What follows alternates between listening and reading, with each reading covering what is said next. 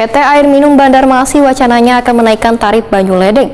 Namun wacana tersebut mendapat penolakan dari DPRD Banjarmasin lantaran kondisi perekonomian warga masih sulit. Seharusnya sebelum menaikkan tarif harus dilihat terlebih dahulu kondisi perekonomian warga karena kenaikan tarif ini akan menambah beban warga. PT Air Minum Banjarmasin mewacanakan akan menaikkan tarif Banyuledeng. Namun wacana tersebut mendapat penolakan dari DPRD Banjarmasin lantaran kondisi perekonomian warga masih sulit. Wakil Ketua DPRD Banjarmasin Muhammad Yamin lawan Prima TV tengah hari Kamis 30 Juni 2022 memendahkan kada sependapat adanya wacana kenaikan tarif tersebut. Seharusnya sebelum menaikkan tarif harus dilihat terlebih dahulu kondisi perekonomian warga karena kenaikan tarif ini akan menambah beban warga. Walaupun status PDAM berubah menjadi perseroda, ujar Muhammad Yamin, kada berarti unsur direksinya bisa dengan seenaknya menaikkan tarif Banyuledeng. DPRD sebagai perwakilan rakyat pun memiliki hak untuk menyuarakan aspirasi. Semestinya wacana tersebut harus dibicarakan terlebih dahulu supaya kada menimbulkan gejolak.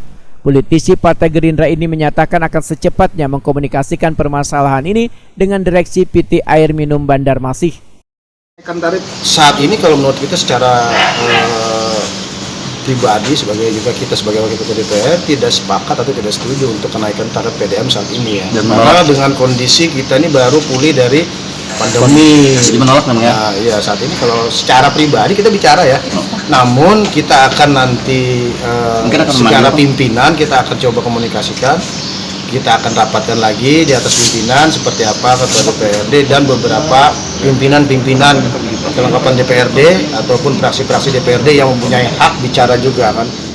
Muhammad Yamin menambahkan, semestinya PT Air Minum Banjarmasin jangan berpikir untuk menaikkan tarif ledeng terlebih dahulu, namun membagusi pelayanan pendistribusian banyu hingga sampai ke pelanggan agar banyunya kada karuhuan lancar.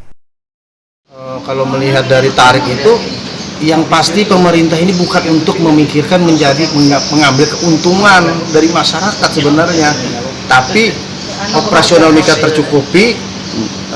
Artinya dengan pengeluaran yang di PDAM sendiri terlayani semuanya cukup, sudah BEP BEP kan balik modal aja sudah cukup, namun masyarakat terasa terlayani dengan baik, jadi tidak serta-merta hanya dengan menaikkan tarif kan sebenarnya.